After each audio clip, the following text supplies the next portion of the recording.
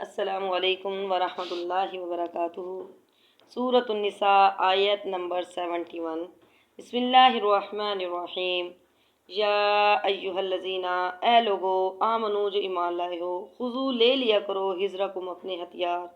فنفرو پھر نکلا کرو ثباتن دستے بنا کر، اوینفرو یا نکلو جمیعاً سب اکٹھے ہو کر۔ یا ایہا الذین آمنو، اے لوگو، آمنو جو ایمان لائے ہو، جہاد کے لیے خضو لے لیا کرو حذرکم اپنے ہتھیار۔ حذر کا مطلب ہے دشمن سے بچاؤ کے لیے تیاری کرنا، تحفظ کرنا۔ اور کہا جاتا ہے یہ آیت اس وقت نازل ہوئی جب جنگ احد کی شکست کی وجہ سے مدینہ کے آس پاس کے قبائل کی ہمتیں بڑھ گئی تھیں۔ مسلمان ہر طرف سے خطرات میں گر گئے تھے۔ روزانہ خبریں آتی تھی کہ فلاں قبیلہ دشمنی پر آمادہ ہے اور حملے کی تیاری ہو رہی ہے۔ کبھی مسلمانوں کے مبلغین کو قرا کو شہید کر دیا گیا تو مسلمانوں کو حکم دیا جا رہا ہے کہ اپنا بچاؤ اختیار کرو۔ تو اس آیت میں اللہ نے جہاد کا حکم فرمایا۔ اللہ تعالیٰ مسلمانوں کو حکم دیتا ہے کہ وہ ہر وقت اپنے بچاؤ کے اسباب تیار رکھیں، ہر وقت ہتھیار تیار رکھیں تاکہ دشمن ان پر آسانی سے کامیاب نہ ہو سکے۔ ضرورت کے ہتھیار تیار رکھیں، اپنی تعداد بڑھاتے رہیں، قوت مضبوط کرتے رہیں، یعنی کفار منافقین سے پورا بچاؤ رکھنے کا حکم دیا۔ اور حکم دیا کہ حالات کے مطابق الگ الگ دستوں میں یا اکٹھے لشکر کی صورت میں نکلنے میں جو بہتر ہو وہی اختیار کیا جائے، لیکن جیسے ہی حکم دیا جائے تو فوراً نکلو۔ حضرت ابن عباس کہتے ہیں نبی کریم صلی اللہ علیہ وسلم نے فرمایا جب تمہیں جہاد پہ نکلنے کا حکم دیا جائے تو فوراً نکل جاؤ، ٹھیک ہے نا، جیسے مناسب سمجھو، دستے بنا کر، جماعت بنا کر، یا پھر سب اکٹھے ہو کر پھر نکل جاؤ۔ آگے فرمایا انا، اور بے شک منکم، تم میں سے، لمن، البتہ وہ بھی ہیں جو، لا یبطئ ان، جو ضرور دیر کرتا ہے یا پیچھے رہ جاتا ہے، فإن، پھر اگر، اصابتکم، تمہیں مصیبت پہنچے تم کو مصیبت، کوئی مصیبت، قالا، کہتا ہے قد تحقیق، انعم اللہ، انعام کیا اللہ نے، علیہ، مجھ پر، اذ لم، جبکہ لم نہیں، اکن، میں ہوا، معہم، ان کے ساتھ، شہیداً، موجود، وَإِنَّ مِنْكُمْ، اور البتہ تم میں سے کچھ ایسے بھی ہیں جو آمدن دیر لگاتا ہے، یعنی جان بوجھ کر دیر کرتا ہے، منافقین ہے، کمزور ایمان والے ہیں، ٹھیک ہے۔ اور دوسرا معنی یہ ہے کہ اوروں کو بھی نہیں نکلنے دیتا، جو خود بھی نہیں نکلتا اور دوسروں کو بھی نکلنے نہیں دیتا، ٹھیک ہے نا، نکلنا، جو خود بھی نکلنا ہی نہیں چاہتا، جیسا کہ عبداللہ بن ابی سلول ہے جو خود بھی نہیں نکلتا تھا اور دوسروں کو بھی منع کرتا تھا، ایسی باتیں کرتا تھا جس سے لوگوں کے حوصلے پست ہو جائیں۔ تو اس میں بھی یعنی یہ مسلمانوں میں منافقوں کے کردار کا تذکرہ ہے، یعنی ان میں سے کچھ لوگ ایسے ہیں جو جان بوجھ کر ہیلوں اور بہانوں سے جہاد میں نکلتے نہیں، دیر کرتے ہیں، پیچھے رہ جانے کی کوشش کرتے ہیں، پھر اگر اس جہاد کے سفر میں مسلمانوں کو کوئی تکلیف پہنچے تو اس پر بڑے خوش ہوتے ہیں۔ فَإِنْ أَصَابَتْكُمْ مُصِیبَةٌ، اگر تمہیں کوئی مصیبت پہنچے تو پھر اس پر یہ بڑے خوش ہوتے ہیں اور کہتے ہیں کہ اللہ کا شکر ہے میں پیچھے رہ گیا، ورنہ مجھے بھی وہ دکھ اٹھانا پڑتا۔ تو یہ اپنے گھر بیٹھنے پر بڑے پھولتے ہیں، اپنی دانائی پہ بڑے اکڑتے ہیں کہ ہم نے بہت اچھا کام کیا ہے، اور اس جہاد میں شریک نہ ہونا اپنے حق میں اللہ کا انعام سمجھتا ہے۔ لیکن یہ بے خبر یہ نہیں سمجھتا کہ جو اجر و ثواب ان مجاہدین کو ملا یہ بد نصیبی سے محروم رہا۔ اگر یہ بھی شامل ہوتا تو غازی کا درجہ پاتا، صبر کا ثواب ملتا یا شہادت کے بلند مرتبے تک پہنچ جاتا۔ منافق اللہ کے راستے میں نکلنے کو، اللہ کے لیے قربانی دینے کو، اللہ کے لیے کوئی تکلیف اٹھانے کو مصیبت سمجھتا ہے، پھر شہید نہ ہونے کو انعام سمجھتا ہے۔ یاد رکھیں خیر کے کاموں میں سستی کرنا یہ منافقت کی علامت ہے۔ منافق کو ہر نیکی کا کام مصیبت لگتا ہے، خصوصاً فجر اور عشاء کی نماز سے پیچھے رہتے ہیں۔ آپ صلی اللہ علیہ وسلم نے فرمایا منافقوں کے لیے سب سے بھاری نماز عشاء اور فجر کی نماز ہے۔ اگر ان لوگوں کو پتہ چل جائے جو اس میں خیر و برکت ہے تو چاہے انہیں گھٹنوں کے بل آنا پڑے تو یہ ضرور آئیں گے۔ تو اصابتکم مصیبت، جب تمہیں کوئی مصیبت پہنچتی ہے تو کہتا ہے کہ یہ اللہ کا انعام ہوا ہے مجھ پر۔ منافق مومن نہیں ہوتا ہے، اس لیے مومنوں کی تکلیف پر خوش ہوتا ہے، یا منافقوں کو مومنوں کی تکلیف پر خوشی ہوتی ہے، یہ کمزور ایمان کی علامت ہے، اور پیچھے رہنے کو کیا اللہ کا انعام سمجھتا ہے۔ تو منافق یہ مومن نہیں ہوتا ہے۔ اگر ایمانی رشتہ ہوتا ہے تو پھر اس کا تقاضا کیا ہے؟ اس کا تقاضا یہ ہے کہ اگر کسی کو خوشی ملی ہے تو آپ بھی اس پر خوش ہوں، اور اگر کسی کو تکلیف ملی ہے تو اس پر آپ کو بھی دکھ ہو۔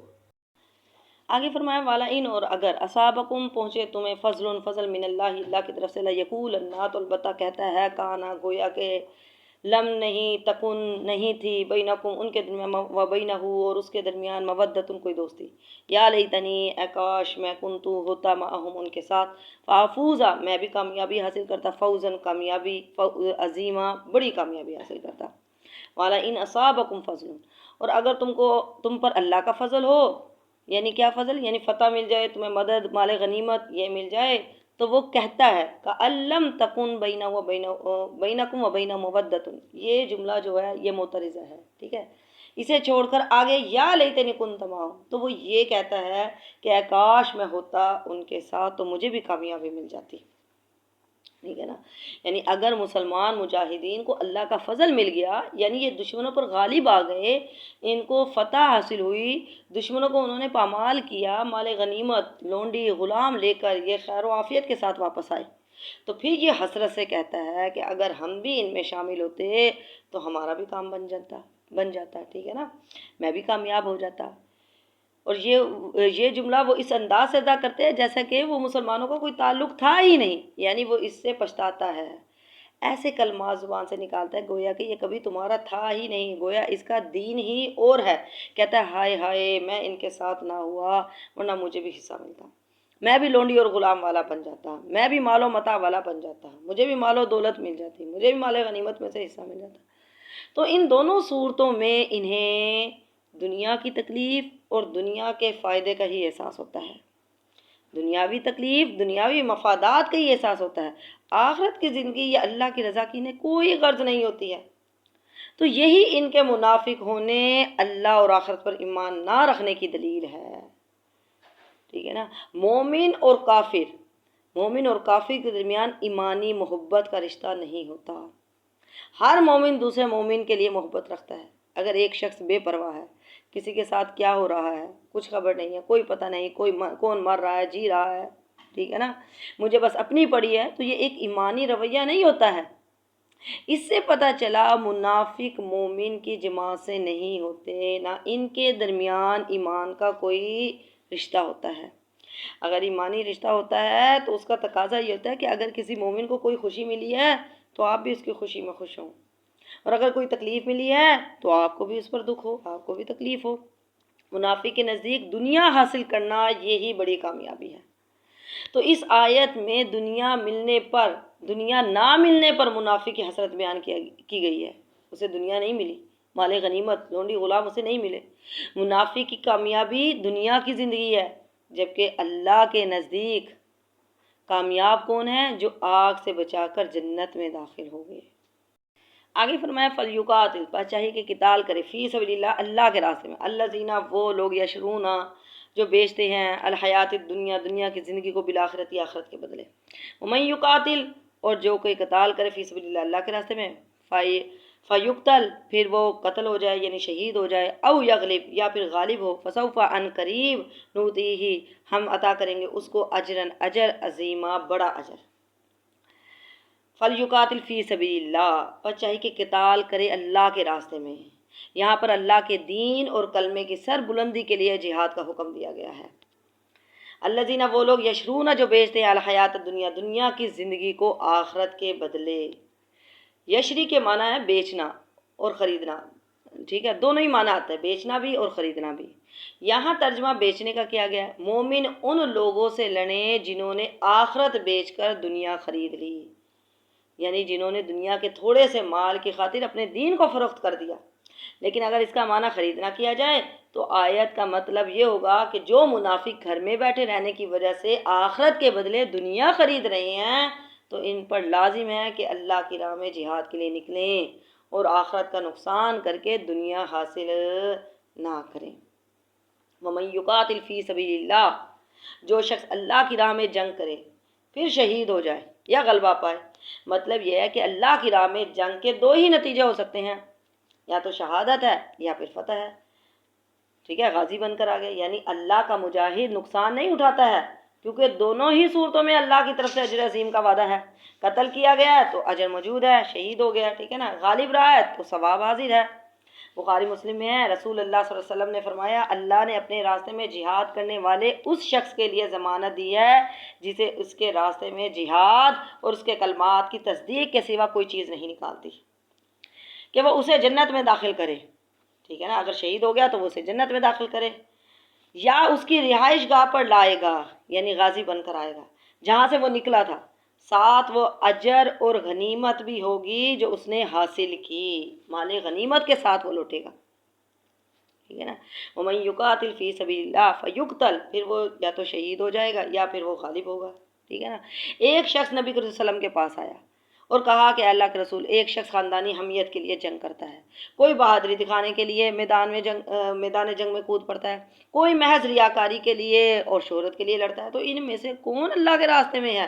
آپ صلی اللہ علیہ وسلم نے فرمایا جو اللہ کے کلمے کی سربلندی اور اس کے غلبے کے لیے لڑتا ہے تو وہ اللہ کے راستے میں ہے، ٹھیک ہے نا، یعنی وہ اللہ کے اس میں، یعنی یہ کام فی سبیل اللہ ہونا چاہیے، دکھلاوا نہیں ہونا چاہیے، یعنی آخرت کو ترجیح دیتے ہیں یہ لوگ، آخرت کو ترجیح دیتے چاہے ان کے دنیا کا نقصان ہو جائے، تو یہ کام فی سبیل اللہ ہونا چاہیے۔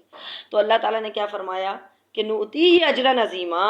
ہم ان قریب ان کو بڑا اجر دیں گے، یعنی مسلمانوں پر لازم ہے کہ دنیا کی زندگی پر نظر نہ رکھیں بلکہ آخرت کی خواہش رکھیں اور سمجھے کہ اللہ کے حکم میں ہر طرح کا فائدہ ہے، اور اللہ تبارک و تعالیٰ نے مجاہدین کے لیے جنت کے درجات بھی رکھے ہیں، جنت کے درجات ہیں مجاہدین کے لیے۔ حدیث ہے حضرت ابو ہریرہ سے روایت ہے، نبی کریم صلی اللہ علیہ وسلم نے فرمایا جو شخص اللہ اور اس کے رسول پر ایمان لایا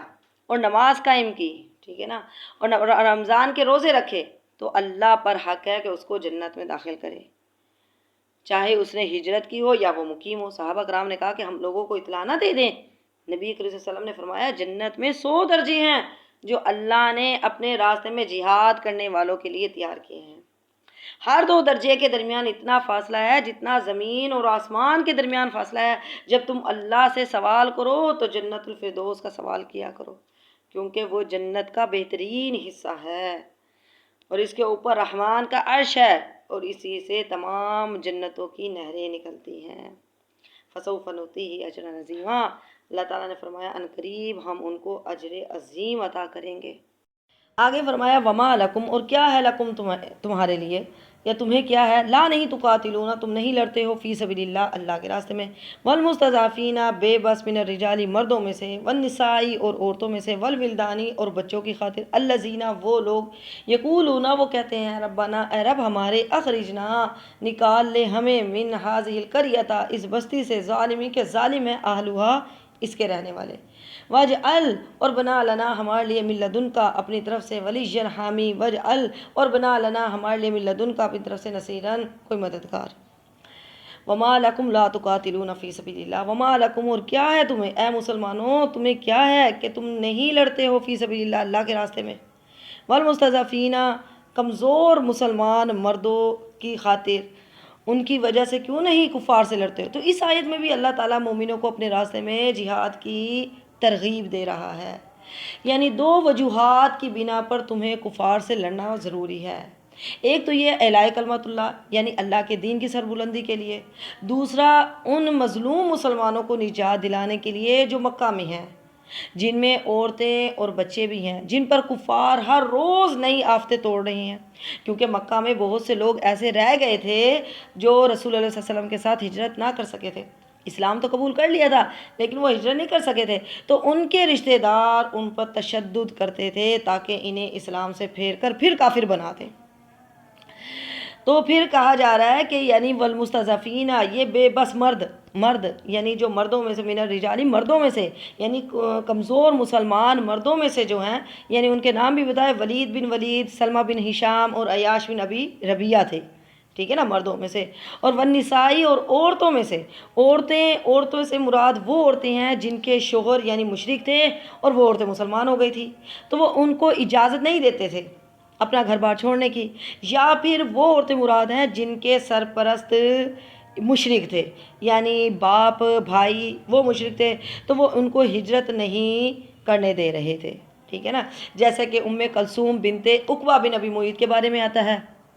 عقبہ بن معیط جو تھے یہ نبی کریم صلی اللہ علیہ وسلم کا بہت بڑا دشمن تھا،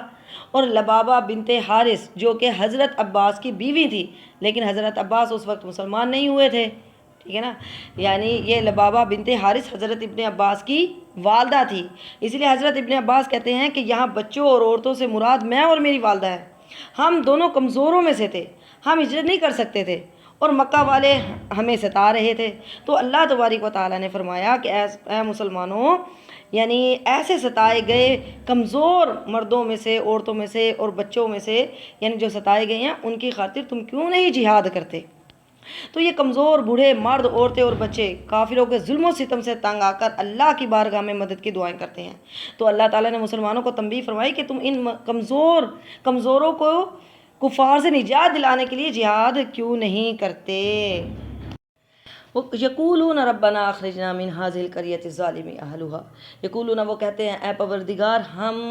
ہمیں اس شہر سے نکال دے جس کے رہنے والے ظالم ہیں، اس بستی کے رہنے والے ظالم ہیں، بستی سے مراد یعنی مکہ کی بستی ہے، مشرک ہونے کی وجہ سے یا مظلوم مسلمانوں کو ستانے کی وجہ سے ان کے رہنے والوں کو ظالم فرمایا ہے، کہ وہاں کے رہنے والے ظالم ہیں، مکہ کی بستی مراد ہے۔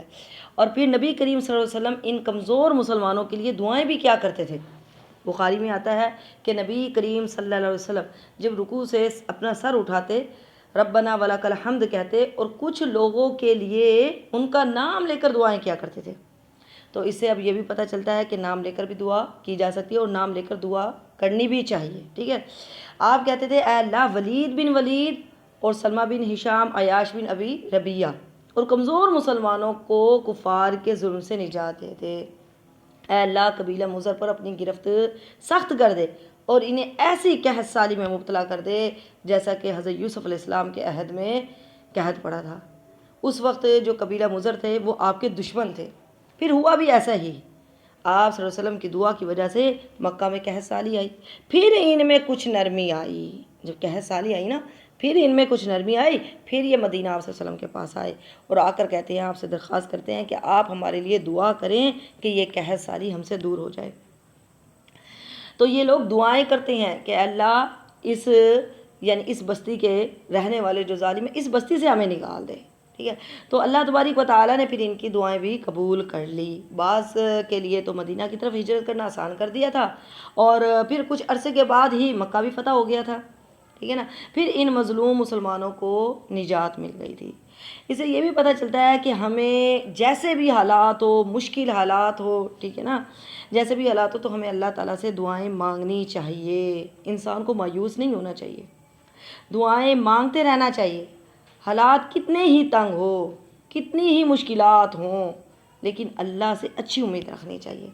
یقین کے ساتھ اللہ تعالیٰ سے دعا مانگنی چاہیے، تو اللہ تبارک و تعالیٰ دعاؤں کو ضرور قبول کرتے ہیں۔